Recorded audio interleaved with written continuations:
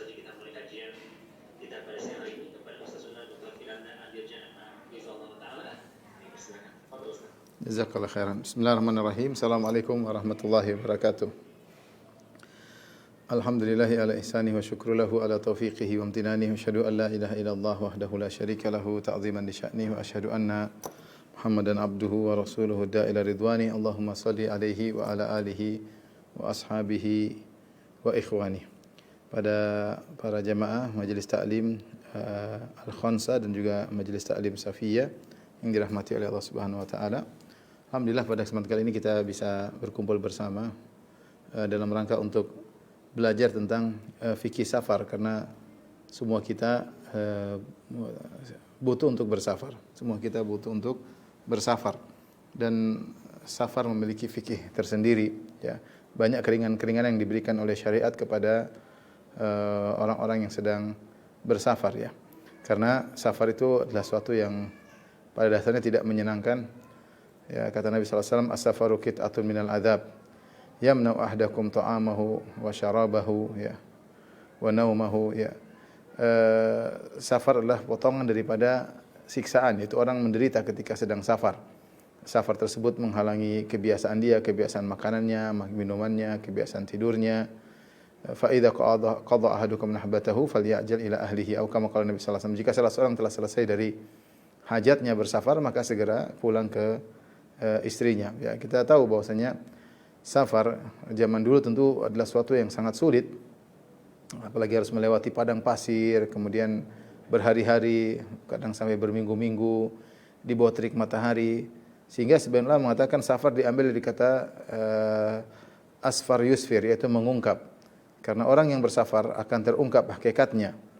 Berbeda tatkala dalam kondisi mukim seorang tidak ketahuan jati dirinya, tapi kalau sudah safar akan ketahuan jati dirinya, apakah dia pelit atau tidak, apakah dia rajin ibadah atau tidak, apakah dia berakhlak mulia atau tidak, ataukah dia hanya mementingkan dirinya sendiri atau tidak.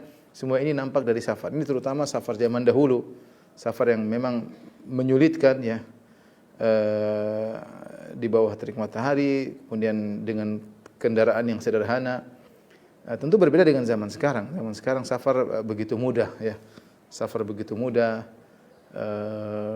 meskipun tentu tetap tidak mengenakan, ya. Bahkan kalau kita naik pesawat yang mahal saja, tetap saja lebih enak makan di rumah.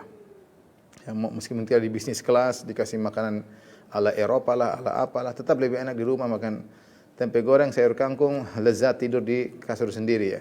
Tetap lebih enak di rumah. Tapi demikianlah, safar sekarang sudah bukan suatu yang menyulitkan. Satu yang menyulitkan, tapi tetap ada kesulitan bagaimanapun juga, ya. Karenanya syariat memberikan banyak keringanan dalam safar, ya. Karena kesulitan tersebut bukan hanya terkait dengan kesulitan menjalani perjalanan, tapi terkadang juga terkait dengan hal-hal yang lain, ya. Masalah apa yang dia bawa, kemudian waktu yang mendesak, sehingga banyak keringanan yang diberikan kepada musafir.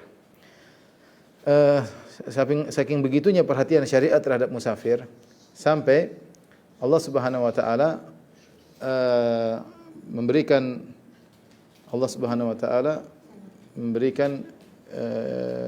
dakwah mustajabah kepada orang yang musafir. Salah satu dakwatin mustajabah la syakka fihinna, kata Nabi sallallahu alaihi wasallam, 3 doa yang dikabulkan tanpa diragukan, di antaranya dakwatul musafir, doa orang yang sedang bersafar.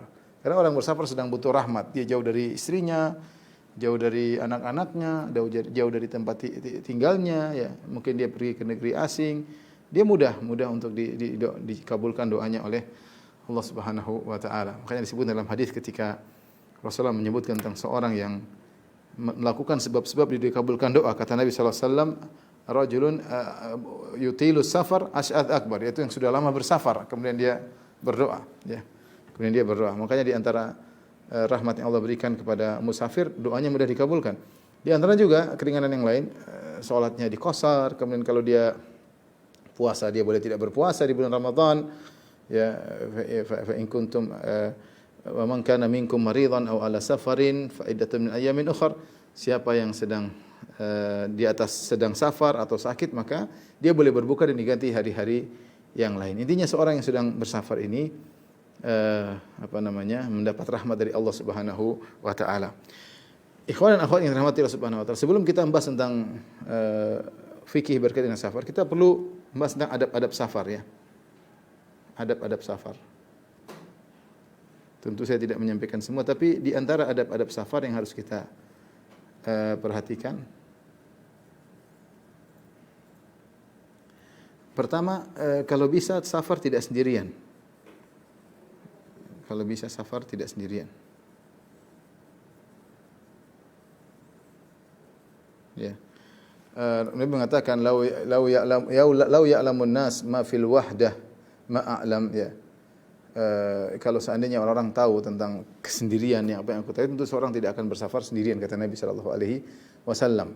Maka seorang bersafar tidak sendiri, tapi dia berusaha mencari kawan, mencari kawan safar. Ya. Karena kita tahu safar kalau sendirian terkadang berbahaya ya. Ada kemudaratan kalau safar sendirian. Ya, kemudaratan tersebut misalnya dia bisa jadi curi, dirampok orang. Ya beda kalau 2 orang, 3 orang. Orang segan untuk mengganggu, untuk menzalim, dia bisa ditipu. Kemudian selain itu, meskipun aman, namanya sendirian itu terkadang setan menggoda. Dia mudah untuk bermaksiat. Di pesawat aja dia sudah mulai lincah, mulai goda pramugari dan macam-macamnya. Jadi sendiri tidak ada yang mengawasi dia. Lain halnya kalau ada temannya dia merasa malu ya. Tapi cari teman jangan yang juga malah mengkompori untuk bermaksiat. Temannya cari teman yang baik ketika bersafar. Tapi ketika dia berdua atau bertiga, dia lebih malu untuk melakukan hal-hal yang maksiat. Beda kalau dia sendiri, jiwa merayu dia untuk melihat yang tidak-tidak, untuk menggoda yang tidak-tidak, untuk mencoba yang tidak-tidak. Ini terjadi ya. Terjadi. Tapi kalau dia berdua, bertiga dan teman tersebutlah orang yang baik, insya Allah dia malu. Dia malu, ada hal yang buat dia malu untuk melakukan maksiat. Jadi kalau bisa tidak safar sendirian. Kemudian yang kedua, disunahkan mengangkat amir safar. Mengangkat amir safar. Dalam hadis ya, kalau ada 3 orang dalam perjalanan, fal yu'ammiru ahadahum, kata Nabi, maka hendaknya salah seorang diangkat menjadi amir safar ya. Fungsinya amir safar ini agar tidak terjadi pertikaian dalam mengambil keputusan. Dia ditaati dalam hal-hal yang terkait dengan safar. Ya, dia taati kapan mulai berangkat, kapan pulang, memilih hotel di mana, kalau mau sewa mobil di mana. Ini semua perlu. Dan karena perselisihan tidak diinginkan, 3 orang saja, karena kalau 3 orang hendaknya ada salah satu jadi amir safar. Apalagi kalau ber-7, ber-10, ya, sehingga didiskusikan dan keputusan di tangan amir safar. Dia ditaati pada hal-hal yang terkait dengan safar, bukan taat dalam segala hal. Ini sunnah Nabi SAW, tapi jarang dilakukan. Kita bersafar 5 orang, 1 orang kamu jadi amir ya. Oke. Kita pilih dia diangkat jadi amir, dan ketika kita mengangkat dia jadi amir, ya kita konsekuensi, yaitu kita bilang gimana Bang Amir misalnya, gimana Mas Amir, apa yang harus kita lakukan ini, gimana, kapan mulai safar, dan kita belajar untuk diatur. Tentunya kita memilih orang yang berhak untuk menjadi amir dalam safar. Kemudian di antara adab safar yaitu di antaranya kalau perlu menulis wasiat, jika perlu maka menulis wasiat. Karena kita tidak tahu apa kita masih bisa pulang atau tidak, apalagi safar tersebut lama dan jauh, ke luar negeri jauh. Perlu kita nulis wasiat. Ya, ini perlu. Tapi sekarang perkara mudah karena kontak mudah, kemudian telepon mudah. Tapi zaman dahulu ini perkara yang sangat penting. Kemudian antaranya berdoa untuk yang ditinggalkan.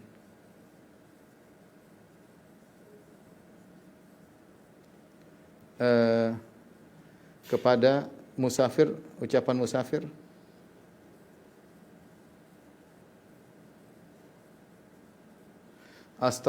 astaudiukumullah allati la tadhi'u wada'iuk ya.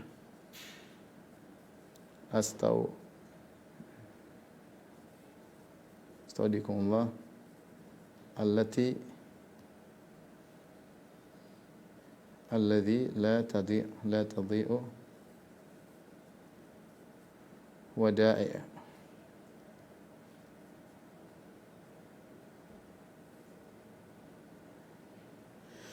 Ya, artinya aku menitipkan kalian kepada Allah yang tidak akan titipannya tidak akan tersia-siakan. Jadi aku titipkan. Kita meninggalkan anak-anak, meninggalkan istri, meninggalkan kawan-kawan, meninggalkan teman kerja. Astaudiukumullah alladzi la tadhi'u wada'i'u. Ya, aku titipkan Allah kepada kalian dan Allah sebaik-baik tempat dititipkan. Menitip kepada siapa? Ya, yang paling tempat terbaik untuk dititipkan adalah Allah Subhanahu wa taala. Sebaliknya yang ditinggalkan membalas. Balas menjawab amin atau tapi disunahkan dia menjawab nastaudiullah atau astaudiullah dinak wa amanatak wa khawatimu amalik ya. Itu artinya aku menitipkan kepada Allah agamamu, dinak. Karena ketika safar agama seorang terkadang terganggu ya. Ketakwaannya belum tentu bisa takwa ya. Dalam doa yang lain zadakallahu taqwa ya. Kemudian yasarallahu al-khair haitsu kunta. Tapi ini astaudiullah dinak wa amanatak ya. Wa khawatima amalik yaitu aku titipkan agamamu kepada Allah Subhanahu wa taala. Amanahmu kemudian juga kesudahan amalmu agar Allah menjaga itu semua ya. Hal ini karena orang bersafar bisa saja dia tergoda, bisa saja dia malas beribadah, hal-hal yang bisa membuat dia lupa akan hal-hal tersebut. Kemudian di antaranya yang berikutnya doa safar, doa ketika safar. Akan bersafar. Dengan bertakbir 3 kali Allahu Akbar, Allahu Akbar. Allahu Akbar. Subhanalladzi sakhkhara lana hadza wa ma kunna lahu muqrinin wa inna ila rabbina lamunqalibun. Allahumma inna nas'aluka fi safarin hadza albirra wat taqwa wa minal amali ma tarda. Allahumma hawwin alaina safaran hadza wa twi 'anna bu'da. Allahumma anta sahibu fi safar wal khalifatu fil ahl. Allahumma inni a'udzubika min wa'tha'is safar wa ka'abatil manzar wa su'il munqalabi fil mali wal ahl. Ini doa sangat indah ya. Sederhananya dia berdoa, bertakbir kepada Allah Subhanahu wa taala, kemudian dia memuji Allah. Subhanallah sakhkhara lana hadza wa ma kunna lahu muqrinin. Allah mudahkan kami menaik di atas kendaraan ini. Kami tidak menguasai kendaraan ini, apakah pesawat, apakah perahu, apakah kapal, apakah motor. Dia berdoa kepada Allah Subhanahu wa taala. Kemudian dia berdoa, Allahumma inna nas'aluka fi safarin hadza albirra wa taqwa. Ya Allah, kami mohon dalam safar kami kebajikan dan ketakwaan. Karena banyak orang kalau di kampung baik tapi kalau safar kacau. Dalam negeri baik, luar negeri rusak ya. Itu banyak orang seperti itu ya. Ya, sampai apa namanya? Ada namanya orang seperti itu ya. Sebagian mereka dalam negeri baik, di luar negeri rusak ya. Wa minal amali ma tardar. Kami mohon dalam safar ini melakukan amalan kebajikan yang Kau ridhai. Kemudian kami berlindung kepada Engkau dari kesulitan safar dan pemandangan yang tidak menyenangkan. Kita tahu banyak hal yang tidak menyedihkan kalau kita lihat. Kita berlindung. Wasu'il munqalab dan kembali yang tidak baik. Ya, fil mali wal ahl, ya, baik pada keluarga maupun kepada harta. Kemudian Allahumma anta sahibu fis safar khalifatu fil ahli. Ya Allah, Engkau temanku ketika dalam safar dan Engkau aku titipkan sepeninggalku yang untuk mengurusi keluargaku ya. Allahumma inni anta sahibu fil khalifatu fil ahli. Allahumma inni a'udzubika min sa'i safar fil mali wal ahli. Intinya doa tersebut sangat indah seandainya seorang ucapkan dengan baik ya. Kemudian jangan lupa safar ini ya, kita mau katakan safar ada model-model safar. Seorang hati-hati. Secara umum model safar ada 3 ya. Ada namanya safar ketaatan. Ada namanya safar mubah. Safar yang mubah boleh saja. Ada namanya safar maksiat. Seorang waspada jangan sampai safarnya adalah safar maksiat. Hati-hati. Ini enggak boleh nih. Kita boleh safar ketaatan, safar mubah. Jadikan safar kita sebagai safar ibadah. Jadikan safar kita sebagai safar ibadah. Banyak safar ketaatan dalam rangka menuntut ilmu, dalam rangka menyambung silaturahmi, dalam rangka umrah, dalam rangka haji, dalam rangka safar mubah, jalan-jalan tamasya melihat keindahan alam, dalam rangka mencari rezeki, safar ketaatan. Ini semua kita niatkan safar kita. Lihat bagaimana dahulu para ulama menjadikan safar mereka adalah safar ibadah. Banyak ulama yang akhirnya menulis buku dalam safar mereka. Contohnya Ibnu Qayyim rahimahullah taala dalam kitabnya Zadul Ma'ad. Zadul Ma'ad beliau tulis ketika beliau sedang safar, ya. Contohnya disebutkan juga Ibnu Hajar rahimahullah menulis kitab Nukhbatul Fikar ketika dalam safar, dan banyak ulama menulis buku mereka dalam safar. Dan banyak ulama juga yang bersafar dalam rangka mencari ketaatan kepada Allah Subhanahu. Contohnya Ibnu Manda bersafar keluar dari negerinya umur 20 tahun. Balik lagi umur 60, subhanallah, mencari hadis, mencari ilmu. Keluar umur 20 tahun, balik lagi umur 60 tahun ke negerinya. 40 tahun bersafar dalam rangka ketaatan kepada Allah Subhanahu wa taala. Hati-hati ketika kita safar dalam rangka safar berlibur, hati-hati terutama zaman sekarang. Jangan sampai tempat libur maksiat. Kita ingin safar kita safar yang mubah, paling tidak mubah, kalau enggak safar ketaatan. Mubah yaitu safar yang dibolehkan, yang menyenangkan kita, menyenangkan anak-anak, tapi bukan untuk bermaksiat kepada Allah Subhanahu wa taala. Hati-hati tatkala seorang bersafar di tempat-tempat di mana maksiat banyak, musik-musik terdengar dengan aurat terbuka ke sana kemari, waspada ya. Waspada, hati-hati ya. Jangan sampai kita bersafar kemudian kita menambah rusak iman kita, ya. Wallahu a'lam. Taib, ini adab-adab safar. Sekarang kita masuk dalam fikih safar. Siapa? Rafi, tolong dia.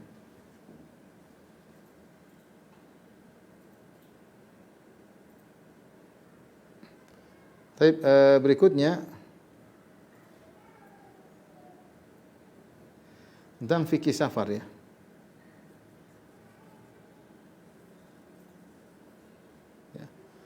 Pertama, kapan seorang dikatakan musafir? Ya.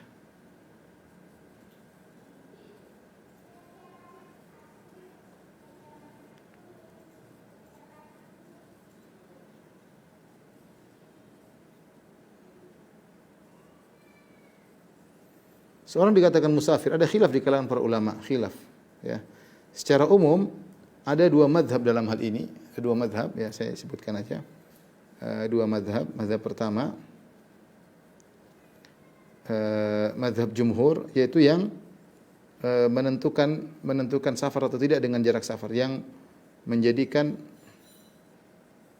jarak perjalanan sebagai patokan, sebagai penentu. Adapun mazhab kedua yang menjadikan urf, ya, urf atau tradisi masyarakat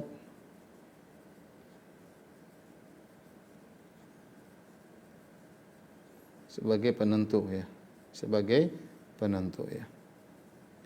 Ini adalah pendapat mayoritas ulama. Ini mayoritas ulama. Jumhur, ini minoritas, ya. Di antaranya Zahiriyah, ya. Kemudian dipilih oleh Ibnu Taimiyah rahimahullah taala, juga kemudian dipilih oleh Syekh Sa'di, Syekh Utsaimin rahimahullah taala. Adapun mayoritas ulama mereka berpendapat patokan yang menjadi patokan bahwa situ adalah safar atau tidak, berdasarkan hadis dari Nabi sallallahu alaihi wasallam. Rasulullah SAW mengatakan, la yahillu limra'atin tu'minu billahi wal yaumil akhir an tusafira masiratal yaumi wal lailah illa ma'ahdu mahram. Tidak halal bagi seorang wanita untuk bersafar dengan jarak sehari semalam perjalanan kecuali dia bersama mahramnya. Nah, jarak perjalanan sehari semalam itu sekitar 80 km, ya. Dalil mereka yaitu Nabi sallallahu alaihi wasallam bersabda, la yahillu limra'atin tu'minu billahi wal yaumil akhir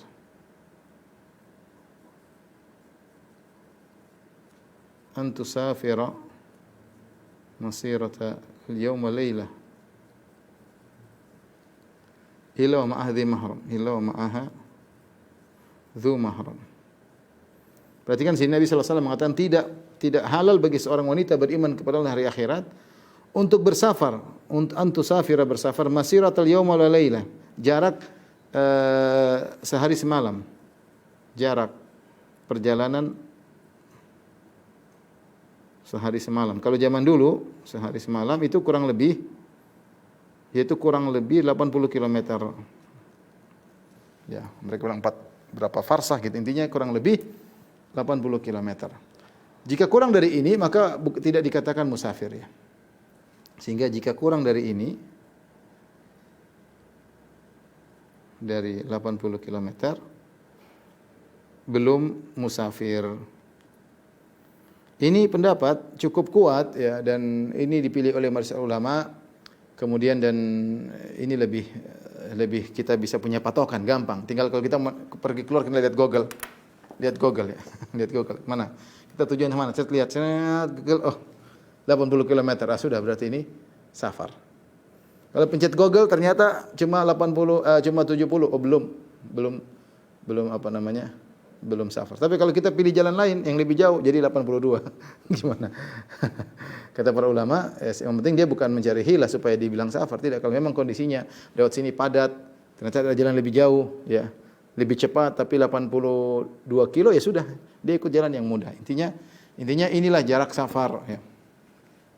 Adapun minoritas ulama mengatakan mereka mengatakan kembali kepada urf. Kenapa kembali kepada urf? Maksudnya urf bagaimana? Jika masyarakat menganggap itu safar, maka itu adalah safar. Jika masyarakat tidak menamakan itu safar, maka bukan safar. Contoh, kita di Jakarta, kalau kita pergi ke Bogor, kan lain kota, lain provinsi. Provinsi Jakarta, DKI Jakarta dengan provinsi Jawa Barat. Tapi tidak ada yang mengatakan orang Jakarta ke Bogor dikatakan musafir, enggak ada. Masyarakat tidak mengenal itu sebagai safar, apalagi cuma ke Depok, lain kota.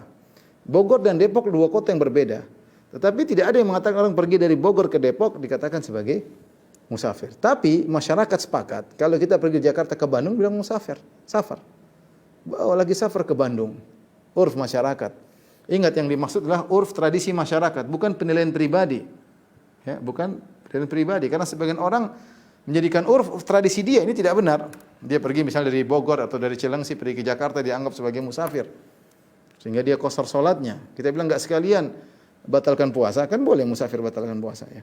Jadi yang jadi urf bukan urf pribadi tapi urf masyarakat, yaitu yang dikenal oleh masyarakat sebagai ini ada safar atau tidak ya. Kenapa mereka berpendapat tidak menggunakan patokan jarak? Karena tidak ada dalil yang menjadikan jarak ya. Kata mereka karena tidak ada dalil yang menentukan jarak, mematok jarak. Dan Allah Subhanahu wa taala berfirman, "Wa idza darabtum fil ardi falaysa 'alaikum junahun an taqsuru minas salati in khiftum." Kata Allah, jika kalian sedang berjalan di atas muka bumi, wa idza darabtum fil ardi falaysa 'alaikum junahun, maka tidak mengapa an taqsuru minas salat, kalian mengqasar salat. Allah yang mengatakan wa idza darabtum fil ardi. Jika kalian darabtum fil ardi, kata Allah Subhanahu wa taala,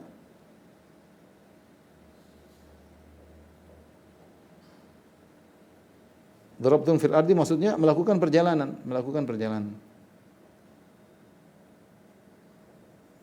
Perjalanan safar.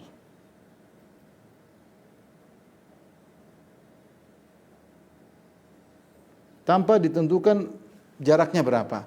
Terus terang kalau kita melihat sisi dalil, saya cenderung lebih condong kepada pendapat minoritas ulama, pendapat Zahiriyah, diikuti oleh Ibnu Taimiyah, dipilih oleh Syekh Sa'di, Syekh Utsaimin. Ini pendapat cukup kuat bahwasanya kita kembali kepada urf, karena dasarnya Allah memberikan syariat safar untuk mempermudah. Ya udah kalau udah jauh orang bilang safar mau 60 mau 70 kilo, pokoknya dibilang jauh ya sudah. Kita sedang safar ya. Tetapi kalau kita buka pendapat ini, khawatirnya orang bermudah-mudahan mungkin baru 40 kilo dibilang safar, baru 30 kilo dibilang apa? Safar. Oleh karenanya meskipun secara dalil ya minoritas pendapat lebih kuat, tapi kalau untuk masyarakat lebih baik mereka diberi patokan sehingga mereka mudah untuk menilai. Sebagian ulama caranya demikian ya. Saya dengar sebagian kibar ulama mereka demikian. Secara dalil memang yang mengembalikan kepada urf lebih kuat, tetapi kalau kita lepaskan kepada masyarakat awam, mereka akhirnya susah untuk menentukan safar atau tidak. Akhirnya mereka menggampangkan, 30 kilo sudah dianggap safar, 40 kilo sudah dianggap safar. Tapi kalau kita patokan 80 kilo sebagaimana pendapat jumhur, maka ini lebih berhati-hati. Wallahu a'lam bishawab, tapi inilah khilaf ya. Tentang kapan seorang dikatakan musafir. Tapi ini permasalahan pertama. Permasalahan kedua, tape dia dulu.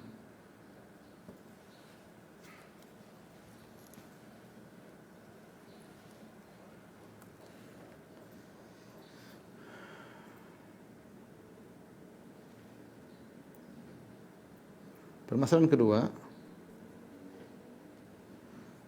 kapan seseorang baru boleh melakukan keringanan-keringanan safar, melakukan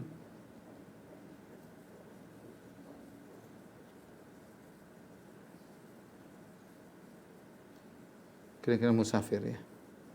Maksudnya keringanan musafir seperti apa? Keringanan tersebut seperti qasar salat, jamak salat, berbuka puasa. Ini contoh ya. Kapan? Jadi kapan seorang dia akan bersafar ke Bandung nih. Contoh kasus seorang akan bersafar ke Bandung. Kapan dia boleh mulai mengqasar salat ya? Ada khilaf di kalangan para ulama tentang masih ada khilaf ya. Ada khilaf. Ada beberapa pendapat, ada yang mengatakan jika dia sudah naik kendaraannya maka sudah boleh. Ada yang mengatakan jika sudah meninggalkan rumahnya.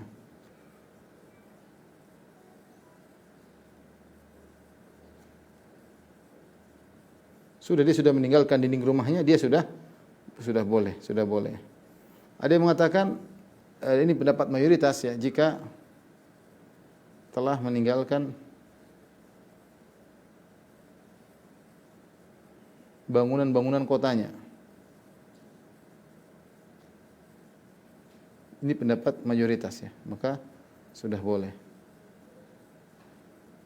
Ini adalah pendapat mayoritas ulama. Tentu yang adapun pendapat pertama dan kedua, pendapat yang ringan. Pendapat pertama, pendapat kedua, pendapat ketiga ini lebih ringan ya. Namun kalau dilihat dari sisi dalil seperti hadis Ali bin Abi Thalib radhiyallahu anhu, Ali bin Abi Thalib ketika dia pulang masuk ke Kufah, dia masih salat qasar. Kata salah seorang pengikutnya, "Wahai Ali, wahai Amirul Mukminin, kita sudah sampai di kota Kufah." Kata Ali, "Belum, sampai kita masuk kota." Artinya apa? Ali memahami selama belum masuk kota, kita masih boleh melakukan keringanan safar. Tapi kalau kita sudah masuk kota, sudah hilang status kita sebagai musafir. Karena kita sebagai musafir kalau kita sudah keluar kota. Kalau masih dalam kota tidak dikatakan sebagai musafir. Maka dari sisi dalil ini lebih kuat ya, ini lebih kuat. Ini pemahaman salaf ya. Tentu ini juga sebagian ada pendapat salaf tapi ini lebih kuat. Dari sisi apa namanya? Dari sisi bahasa juga. Namanya musafir orang sudah berjalan, ini belum masih dalam rumah maka belum boleh melakukan tarakhus bi rukhsasis safar, belum boleh melakukan keringanan safar. Baik, prakteknya bagaimana? Praktek nyata. Kalau kita bicara orang Jakarta ya, praktek nyata. Jika ini sekarang perjalanan lewat pesawat ya. Saya apa namanya? Baik, saya kasih gambaran nyata lah. Jadi kita bilang pendapat ini yang lebih kuat ya. Sekarang kita praktek nyata.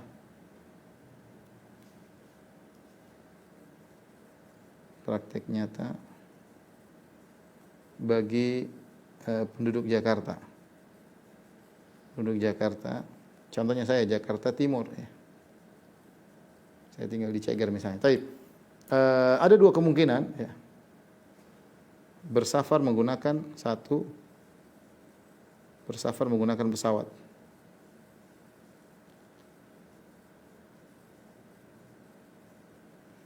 Yang kedua, bersafar menggunakan kendaraan.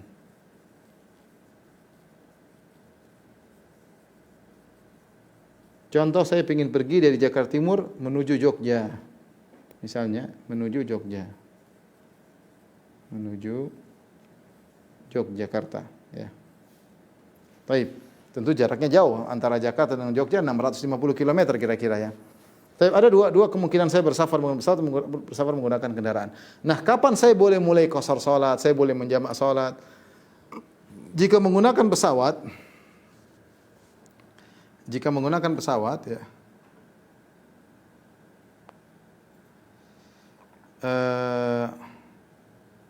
Ada dua kemungkinan. Kita di Jakarta ada dua bandara ya. Cengkareng, Bandara Soekarno-Hatta.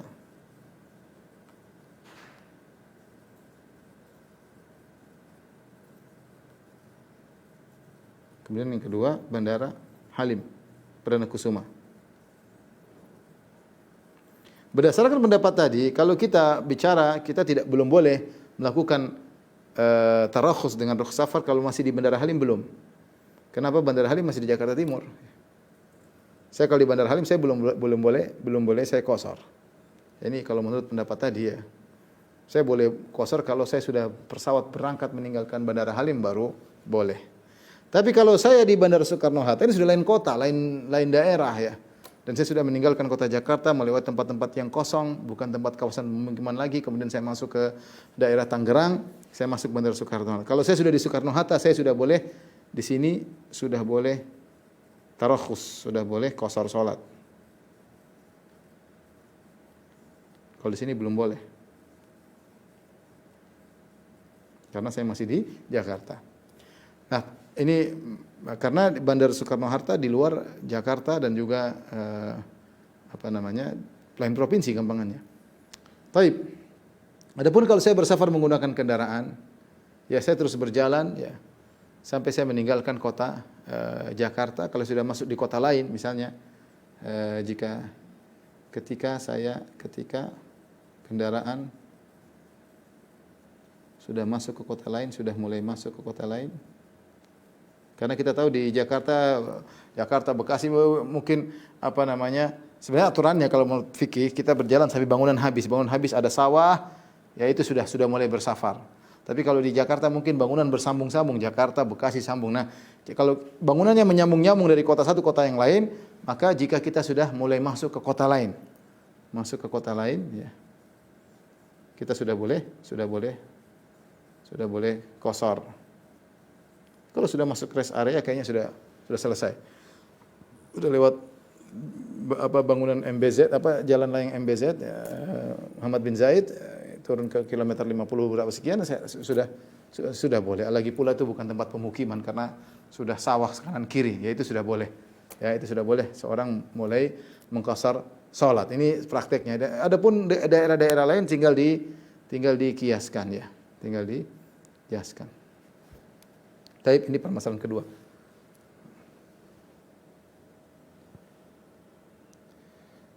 Rafi,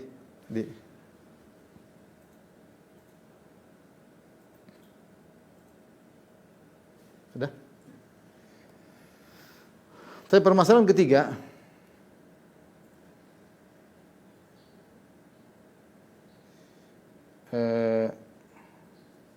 sampai kapan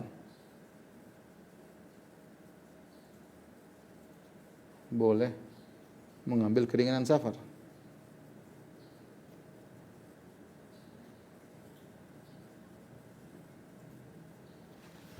Baik. Ada beberapa poin yang harus diperhatikan.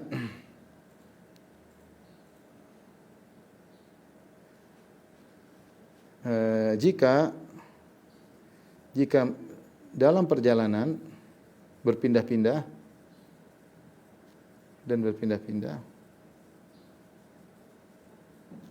maka tidak ada batasan. Tidak ada batasan. Contoh dia satu hari di Jogja, kemudian lagi satu hari lagi ke Magelang, satu hari lagi kemana, terus pindah ini nggak ada batasan. Itu ya masih yang dibahas kalau dia sudah menetap. Kalau selama tidak menetap, yaitu masih tidak ada batasan. Maksudnya selama tidak menetap.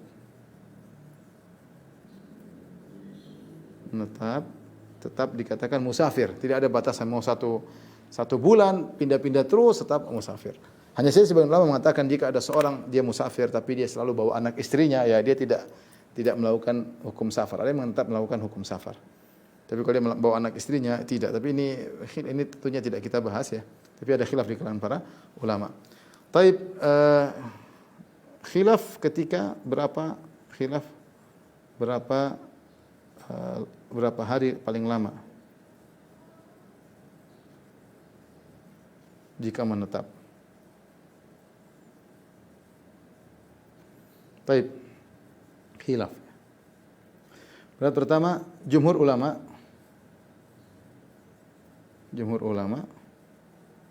melihat kondisi.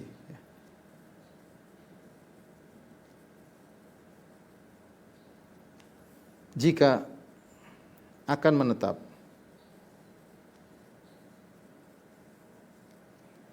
kurang dari 20 kali sholat, dalam kurung kurang dari 4 hari, maka statusnya musafir.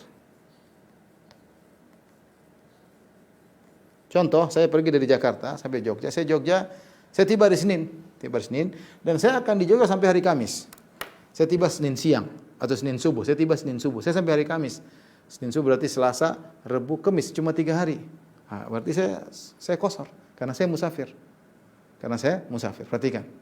Selama saya tiba di Yogyakarta dan saya menetap dan sholat saya kurang daripada 20 kali sholat, maka saya tetap statusnya musafir. Contoh, saya tiba di Jogja sholat subuh dan saya akan pergi hari Jumat setelah Isya.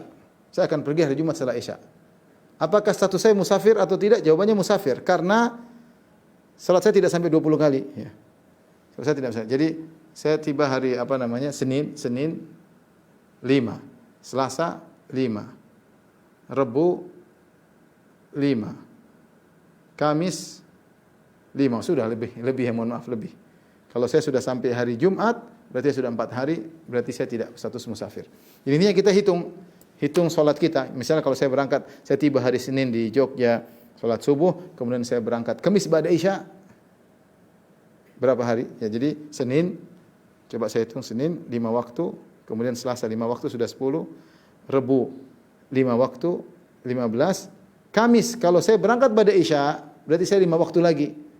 Berarti saya sudah bukan musafir. Tapi kalau saya berangkat misalnya ba'da asar, saya meninggalkan kota Jogja pada asar hari Kamis, maka saya masih statusnya musafir. Yang penting kurang dari 20 sholat. Kondisi yang kedua, jika saya tahu saya bakalan menetap lebih dari 20 kali sholat. Sholat 5 waktu maksudnya. Dalam kurung lebih dari 4 hari. Maka dalam kondisi demikian sejak awal kedatangan, status saya sudah bukan musafir. Status saya adalah mukim. Bukan musafir. Sehingga sejak awal salat 4 rakaat, Sejak datang langsung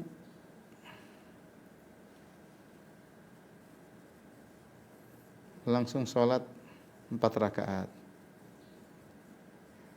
4 rakaat, tidak dikosor maksudnya. Nah, ini menurut jumhur ulama. Jadi sebagian orang salah paham, mereka mengatakan, Ustaz kalau kita datang, pokoknya kita sholat qashar terus sampai sudah lewat 4 hari baru kita sholat biasa. Ini salah. Menurut jumhur dilihat kondisinya. Kalau kamu sejak awal sudah niat pulang sebelum 4 hari, maka kamu statusnya musafir. Tapi kalau kamu sudah sejak awal bakalan tinggal lebih dari 4 hari, bisa 5 hari, 6 hari, maka sejak awal kamu bukan musafir. Sejak awal kamu adalah mukim. Sejak awal kamu sudah langsung sholat 4 rakaat. Kondisi yang ketiga, 1, 2, 3. Jika saya tidak tahu kapan mau pulang, tidak jelas. Misalnya urusan apa? Urusan misalnya ke Bandung, kemudian urusan dagang, enggak jelas teman ini nunggu apa namanya partner dagang, nunggu kolega, enggak datang-datang, katanya hari ini, ternyata besok tunda lagi. Kita enggak jelas kapan mau pulang. Seperti ini tetap mengqashar. Tetap statusnya tetap musafir. Meskipun tetap musafir meski lebih dari 4 hari. Dia tidak tahu, bisa jadi pulang besok, bisa jadi pulang besok. Ternyata tertunda. Maka ini meskipun lebih dari 4 hari, selama tidak tahu kapan pulang, ya maka dia atas statusnya musafir. Contoh misalnya dia pergi ke Bandung, jomblo, pergi ke Bandung. Ngapa? Saya mau nikah, cari akhwat. Tengok nggak dapat, tunggu besok dapat akhwat. Tengok lagi nggak dapat, nazar nggak jadi. Sampai 20 hari, sampai sebulan tetap aja musafir. Kenapa? Karena tujuannya nggak tercapai, nggak jelas kapan pulang. Ini pendapat jumhur dan ini pendapat yang cukup hati-hati ya, pendapat jumhur. Pendapat yang lain ya, yang mengatakan bahwasanya batasan tidak ada. Batasan tidak ada dalilnya. Maka dilihat kepada statusnya. Yang dilihat adalah statusnya sebagai musafir. Sebagai musafir secara urf.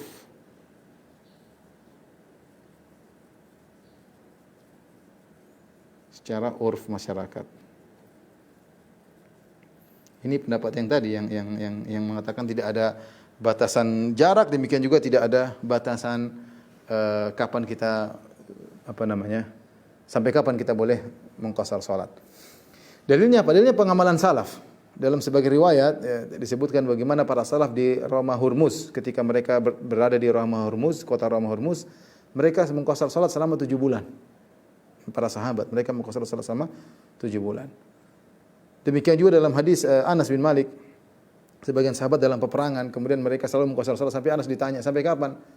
Kata Anas, walau isya asyara sanin, meskipun kau 10 tahun, selama kau masih statusnya musafir, belum pulang ke kampung, dan masih ada tunggu peperangan, tugas belum selesai, meskipun 10 tahun musafir. Ya, dikatakan seperti tadi, misalnya Ibnu Manda tadi, keluar dari kampungnya umur 20 tahun. Balik lagi umur 60 tahun. Berarti dia musafir 40 tahun. Benar, dia masih musafir. Kalau orang tanya, di mana dia? Masih musafir. Belum balik. Meskipun dia tinggal di negeri sana mungkin 1 tahun, 2 tahun, tetap dikatakan dia musafir karena dia belum pulang ke kampungnya. Ini pendapat ya cukup kuat. Selama Anda statusnya musafir, maka Anda boleh boleh mengqashar salat. Contoh jemaah haji. Contoh jemaah haji reguler. Jemaah haji reguler 40 hari. 40 hari di Mekah, 40 hari ya. Mereka status meskipun mereka tinggal di hotel.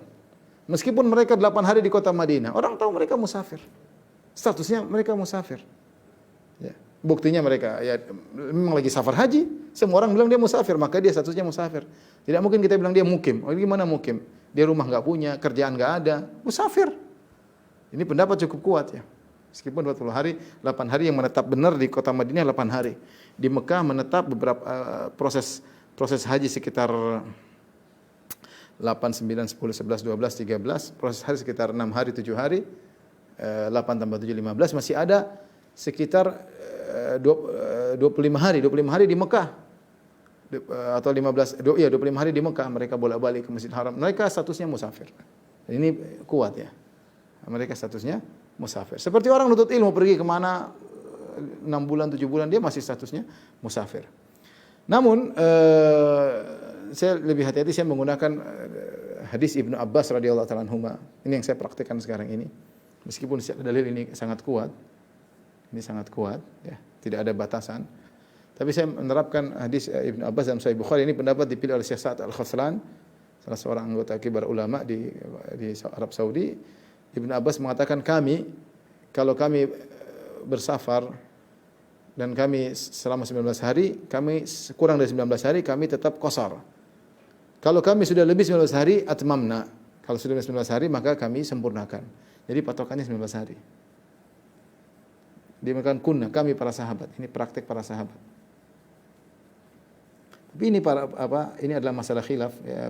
Masing-masing punya dalil. Saya bilang dalilnya juga dalilnya kuat. Sahabat ada yang 7 bulan tetap qasar, ada yang sampai lama ya. Ada yang dalam riwayat mungkin ada 2 tahun. Tapi intinya Ibnu Abbas mengatakan kalau kami kurang dari 19 hari kami qasarna, kami salat qasar, dan jika lebih dari 19 hari maka kami pun sempurnakan. Jadi kalau misalnya kita bersafar main ke Bandung, main ke Jogja masih 2 minggu, kita masih mengqasar salat. Kita main ke silaturahmi kemana, keluar negeri misalnya masih kurang 19 hari, maka kita masih mengqasar.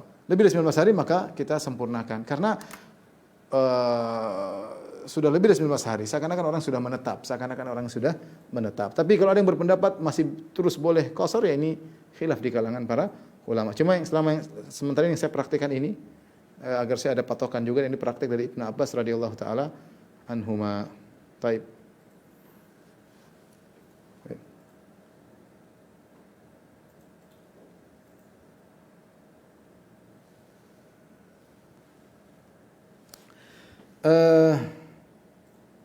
Berikutnya ya,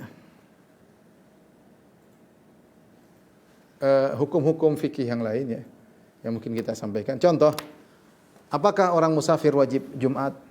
Apakah orang musafir wajib untuk berjamaah? Ya. Kemudian apakah orang musafir boleh selalu menjamak? Ini hukum-hukum fikih seputar safar ya. Hukum-hukum yang lain.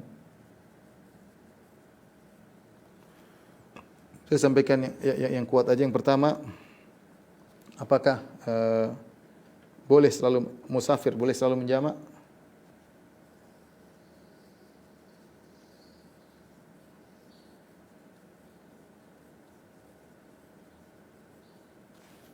Jawab ya, dua kondisi. Idza jadda sayr,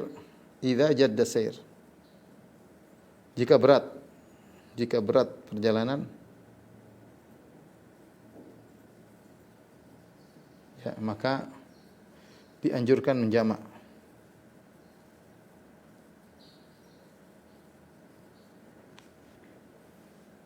Ya. Jika menetap, jika menetap, maka dianjurkan tidak dijamak. Tidak dijamak. Namun tetap diqasar.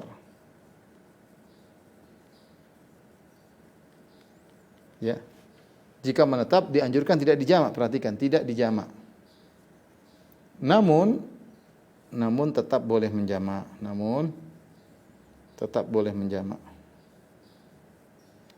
Boleh, enggak apa-apa menjamak terus, enggak apa-apa. Tapi kalau bisa tidak menjamak itu lebih baik. Salat pada waktunya dengan dua rakaat. Rasulullah SAW pernah mempraktikkan dua-duanya ya. Rasulullah SAW ketika di Mina, Rasulullah SAW salat pada waktunya ya. Namun dalam kondisi tertentu Rasulullah SAW menjamak. Tapi boleh menjamak meskipun kita menetap. Tapi kalau kita dalam perjalanan dianjurkan kita menjamak. Ya. Permasalahan kedua, apakah musafir yang menetap, apakah musafir wajib ke masjid, jamaah ke masjid? Laki-laki maksudnya, musafir lelaki wajib jamaah di masjid. Sama, ini juga dua kondisi. Jika dalam perjalanan tidak wajib, maka tidak wajib.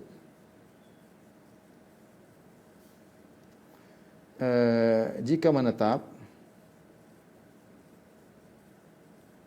maka dalil umum menunjukkan wajib.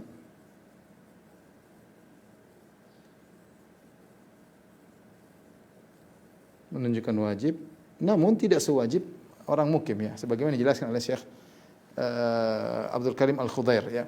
Dalil umum seperti sabda Nabi sallallahu alaihi wasallam, "Man sami'an nida falam yujibhu fala salatu lahu illa min udhur." Barang siapa yang mendengar azan dan tidak memenuhi panggilan azan, maka tidak ada salat baginya kecuali ada uzur. Ini berlaku bagi orang yang mukim maupun orang yang musafir. Orang yang mukim maupun orang yang musafir. Namun kata Syekh Abdul Karim Al-Khudair hafizahullah taala tentu tidak sama dengan orang mukim. Artinya orang musafir punya kegiatan. Mungkin dia menetap tapi dia ada kegiatan pertemuan dengan siapa, hubungan urusan perdagangan, maka tidak wajib. Kalau dia memang ada kegiatan maka tidak mengapa dia tidak salat berjamaah karena dia ada kegiatan dalam safarnya tersebut, dan agama memudahkan akan hal ini ya.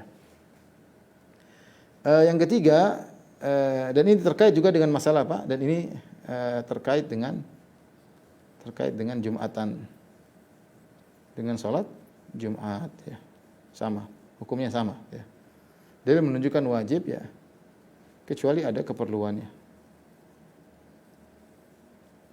Artinya kewajibannya tidak seperti orang yang mukim. Demikian Jumat kalau mungkin capek, letih, meskipun kita mukim tapi kita capek, letih, kita ada urusan, kita tidak Jumatan, tidak ada masalah. Karena para ulama mengatakan musafir tidak wajib Jumat, musafir tidak wajib Jumat. Tapi ini diantara terkait dengan apa musafir. Kemudian yang berikutnya, jika musafir bermakmum kepada mukim, kepada imam mukim, bagaimana hukumnya? Ya, dia sholat sempurna seperti imam,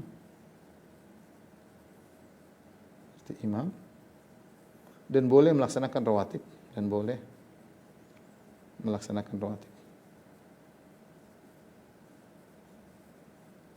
Sholat rawatib boleh karena dia sholatnya itmam, seperti seorang umroh kan dia musafir tapi dia sholat di Masjid Nabawi, ikut bersama imam 4 rakaat, maghrib, isya'nya, zuhurnya, asarnya, maka dia boleh sholat rawatib, enggak ada masalah. Yang ketiga. Tapi permasalahan berikutnya,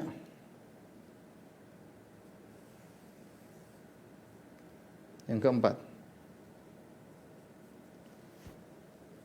jika dia jamak takdim maghrib dan isya, jamak takdim, jadi isyanya dimajukin di waktu maghrib, maka boleh langsung sholat witir, boleh sholat witir setelah itu, tidak apa-apa, meskipun di waktu maghrib, meski masih di waktu maghrib, boleh. Permasalahan yang berikutnya, jadi misalnya dia jamak takdim maghrib dengan isya, setelah itu dia langsung boleh sholat witir, tidak ada masalah. Berikutnya yang kelima, jika dia sholat maghrib namun bermakmum kepada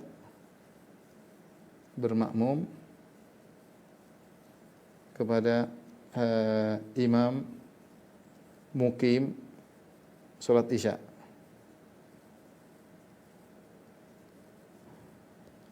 Jadi dia datang maghrib, tiba azan isya, apa yang dia lakukan? Ini saya kasih solusi sederhana. Kalau kita datang pas azan isya, kemudian kita belum sholat maghrib, kita sholat maghrib sendiri. Sholat maghrib sendiri tidak ada masalah. Kita jamak takhir, kita sholat maghrib sendiri. Ya. Atau kita sholat maghrib di belakang sekelompok orang, baru kemudian kita masuk sholat isya bersama imam, jamaah yang baru. Tapi kalau kita pas masuk sholat isya, sudah dimulai sholat isya, sudah qomat, apa yang kita lakukan? Jadi maksud saya kalau memungkinkan sholat maghrib sebelum qomat, lakukan jika memungkinkan. Ya. Jika memungkinkan.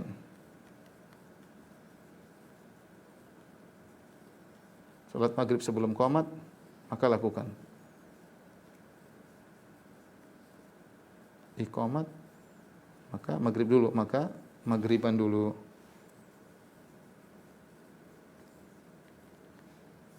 Jika tiba pas qomat,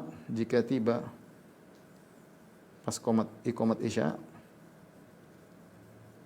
maka dua cara.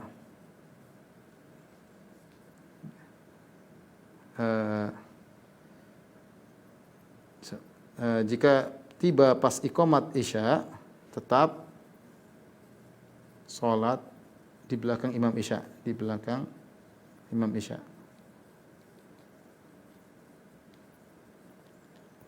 Dua cara. Cara pertama, Cara kedua ya. Cara pertama pada rakaat ketiga diam. Pada rakaat ketiga tetap diam, tetap tasyahud. Diam pada tasyahud akhir hingga imam salam. Ini cara pertama. Jadi kita rakaat ketiga kita tasyahud. Imam kan naik ke rakaat keempat, kita tetap aja tasyahud. Sampai imam turun lagi, baru kemudian imam salam, baru kita salam bareng. Assalamualaikum warahmatullahi wabarakatuh. Ini cara disebutkan oleh Imam Nawawi rahimahullah taala dan juga dipilih oleh Syekh Utsaimin dan juga Ibnu Taimiyah. Dua cara ini. Cara kedua, kita salam pada rakaat ketiga. Lalu lanjut rakaat ke-1. Sementara imam rakaat keempat. Sementara imam rakaat keempat. Jadi gimana? Kita rakaat ketiga, assalamualaikum warahmatullahi wabarakatuh. Kita beri lagi Allahu Akbar, niat salat Isya. Imam rakaat pertama, kita rakaat pertama, imam sudah rakaat keempat. Kemudian kita salat, kalau imam salam kita lanjutkan rakaat berikutnya, kedua, ketiga dan seterusnya ya. Ini kira-kira yang terkait dengan masalah salat. Tentu hukum yang lain, tapi ini yang mudah ingin saya sampaikan, yang mungkin sering kita hadapi. Yang terakhir karena waktu sudah habis, kalau pulang safar jangan lupa kita berdoa dengan doa sama. Subhanalladzi sakhkhara lana hadza wa ma kunna lahu muqrinin inna rabbina lamunqalibun. Allahumma inna nas'aluka fi safarina hadza albirra wa taqwa minal amali ma tarda. Allahumma hawwin alaina safarana hadza wa twi anna bu'da. Allahumma anta sayyibu fi safar khalifatu fil ahl.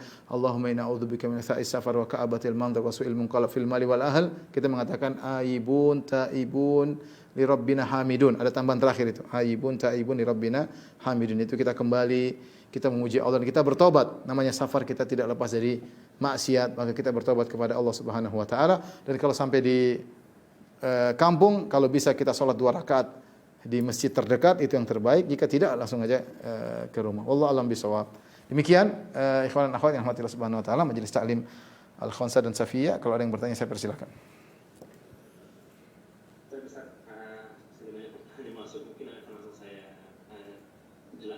Ya. Saya tanyakan. Yang pertama dengan ini pertanyaan mengenai istri, Ustaz.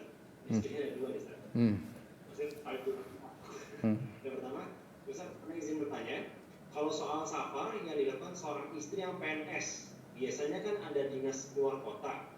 Contoh dari Pulau Batam ke Pulau Pinang. Itu bagaimana hukumnya, Ustaz? Dan apa solusinya jika itu dilarang?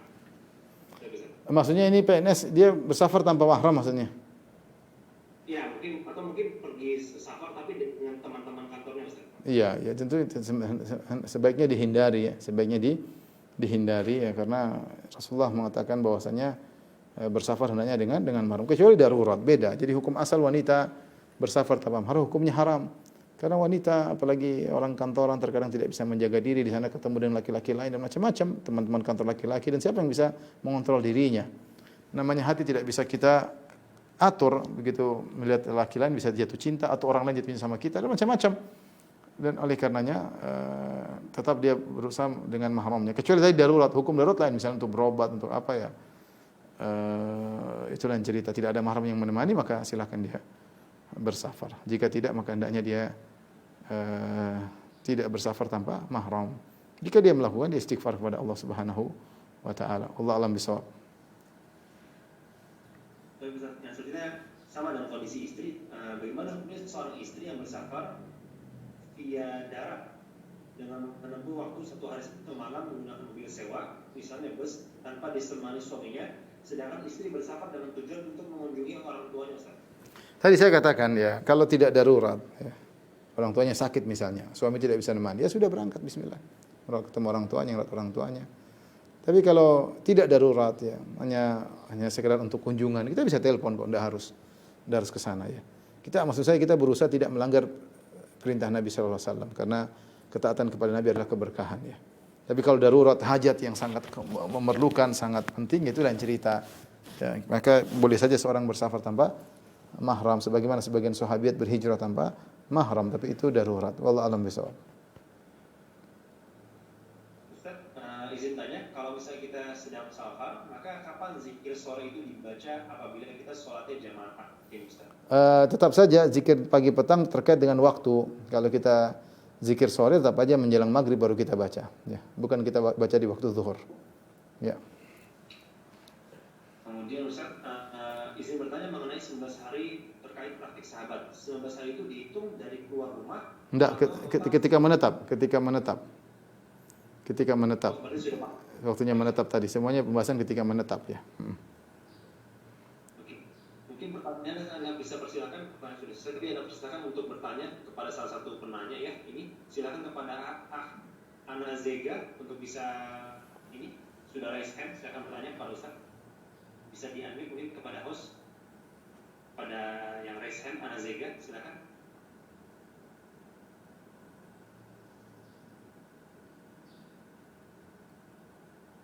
Bagaimana kepada host bisa karena pertanyaan ke sini sudah ditanyakan semua. Assalamualaikum warahmatullahi wabarakatuh, Ustaz. Waalaikumsalam warahmatullahi wabarakatuh. Izin bertanya, Ustaz. Ya, silakan. Saya pernah safar pulang ke kampung, bukan kampung halaman sih, Ustaz, tapi saudara dan keluarga mungkin di Medan. Tetap saya kerjakan yang seperti tadi, apa itu nggak salah, Ustaz. Cuma saya ada 2 minggu di sana. Oh, tapi sudah di luar kota? Udah di luar kota Jakarta. Oh, ke Medan, dari Jakarta ke Medan? Iya. Tidak ada masalah. Jadi safar tidak harus ke keluarga, kemana saja tidak ada masalah. Yang penting statusnya musafir, maka tidak apa-apa. 2 minggu kemudian tetap 2 minggu belum 19 hari, 2 minggu masih dalam kondisi di kosor, tidak ada masalah. Sudah benar, Bu, nggak ada masalah. Sama-sama ya. Ya. Baik, yang selanjutnya kepada yang sudah raise hand, bagaimana? Kepada host akan persilakan untuk bisa di-unmute. Mungkin kepada Ana Zeka ya. Silakan. Atau Ahmad Haris Al-Masudi, silakan. Assalamualaikum warahmatullahi wabarakatuh, Ustaz. Waalaikumsalam warahmatullahi wabarakatuh. Saya mau nanya terkait dengan wanita yang bersafar tanpa mahram. Apakah ada batasan hari, Ustaz, terkait larangannya, seperti boleh bersafar waktunya 1 hari 1 malam saja atau lebih? Dan ini hukumnya apa, Ustaz? Dan bagaimana jika bersafar saat haji atau umrah pertama? Ya. Syukran jazakallah. Oh, jazakallahu khairan. Adapun safar tanpa mahram maka hukumnya tidak boleh ya. Sebagian ulama memberi keringanan seperti haji dan umrah. Karena itu safar karena melaksanakan ibadah wajib, maka saya lebih cenderung bahwasanya tidak jadi masalah jika dia bersafar untuk haji selama dia ditemani oleh wanita-wanita yang amanah ya. Dan itu pun harus kehati-hatian karena subhanallah safar waktu yang lama dan bisa terjadi hal yang tidak diinginkan ya. Terkadang seorang wanita tergoda di sana atau ada yang menggodanya, maka jika memang tidak ada yang, kalau bisa ada yang menemani dia, itu tentu yang harus dia lakukan. Dia sabar menunggu, misalnya ada mahramnya bisa 2 tahun lagi, ya sabar, tidak usah buru-buru. Tapi kalau memang mahramnya sudah tidak ada ya, tidak ada mahramnya, tidak ada yang menemani dia, maka insya Allah tidak jadi masalah selama dia menjaga diri. Wallahu a'lam bishawab. Ustaz, yang selanjutnya ini agak unik, Ustaz. Silakan. Jadi Ustaz, izin suami saya beristri 2. Alhamdulillah kami hidup berdekatan akur dan rukun. Alhamdulillah. Hanya saja selama hampir 1,5 tahun, tiap beliau safar mengunjungi anak-anak di pondok selalu mengajak istri pertamanya, sementara anak dititipkan ke saya. Kisaran waktu safar 3-5 hari, meski selalu diganti malamnya. Namun hati ini sedih, Ustaz, karena tidak pernah dia. Ya. Nah, sekarang kami sepakat untuk bergantian safar. Pertanyaannya, apakah suami wajib mengganti safar yang telah lalu? Misal 5 kali safar tanpa diundi atau bergantian. Selalu istri pertama, maka saya juga diajak selama 5 kali safar. Atau bagaimana, Ustaz? Udah maafkan aja lah, enggak usah perpanjang. Sekarang sudah berubah aturan, alhamdulillah. Enggak usah suami, namanya suami punya salah, maafkan. Enggak usah ditekanin dengan hal-hal yang telah lalu. Ya, nasihat saya seperti itu ya. Sudah jangan engkau punya utang 5 kali safar. Nanti ribut lagi, akhirnya suami nanti condong pada salah satunya. Sekarang sudah berubah aturan, alhamdulillah. Ya. Saya bilang tidak usah menuntut, atur yang baik aja, alhamdulillah sudah berubah. Maka tinggal tinggal dilanjutkan. Silakan. Baik, kita bisa berapa pertanyaan lagi, Ustaz? Boleh 2, boleh 1, terserah. Oh, oke. Mungkin ini satu lagi, Ustaz ya. Ya. Ustaz, isi pertanyaan, bolehkah Anda menjamak sholat zuhur dengan asar pada saat Anda sedang kontrol berobat di rumah sakit, menunggu antrian dipanggil dokter? Karena bila Anda tinggalkan untuk sholat zuhur, maka nomor antrian Anda dilewati. Anda jadi yang terakhir diperiksa dokternya. Sedangkan Anda meninggalkan anak Anda yang masih kecil. Kasihan jika terlalu lama. Insya Allah, kalau sesekali nggak ada masalah, insya Allah. Sesekali, insya Allah nggak ada masalah. Sesekali tidak jadi masalah. Kalau memang kondisinya demikian, tapi jangan keseringan. Tapi itu sekali, insya Allah nggak ada masalah. Tapi mungkin pertanyaan terakhir apa sudah selesai? Mungkin satu lagi, Ustaz ya. Oke, boleh. Kalau misalnya saya dari daerah Jakarta Timur, kemudian pergi ke daerah seperti BSD, di mana perjalanannya panjang dan ternyata jalan itu belum pernah kita lalui sebelumnya. Kemudian salah satu dari saudara kami mengatakan untuk pulang sebaiknya kita dijamak saja sholatnya maghrib dan isya. Kami berangkat dari asar sampai di sana sebelum maghrib, dan pada saat ini pulang saat ini pulang itu kondisi masih maghrib. Apakah pada saat maghrib tersebut kita boleh juga sejabat dengan sholat isya? Enggak, saya rasa enggak, karena untuk balik ke Jakarta masih bisa isya lah di sana. Lain halnya kalau kita di jalan kita bakal ini macet total, kita sampai subuh, ya itu boleh. Tapi kalau dari Tangerang menuju Jakarta saya rasa jam 9 sudah sampai, belum jam 9 sudah sampai, maka jangan dijamak ya. Hah? Kalau apa? Itu sudah dilakukan. Jadi bagaimana solusinya, Ustaz? Oh, sudah dilakukan. Ya mudah-mudahan tidak jadi masalah, karena insya Allah tidak jadi masalah, karena hanya sesekali ya. Allah alam, mudah-mudahan tidak jadi masalah. Taib, demikian saja para jamaah yang dirahmati Allah Subhanahu wa taala. Insyaallah kita lanjutkan pada kesempatan yang lain. Kurang lebih mohon maaf. Wabillahi taufiq wal hidayah. Assalamualaikum warahmatullahi wabarakatuh.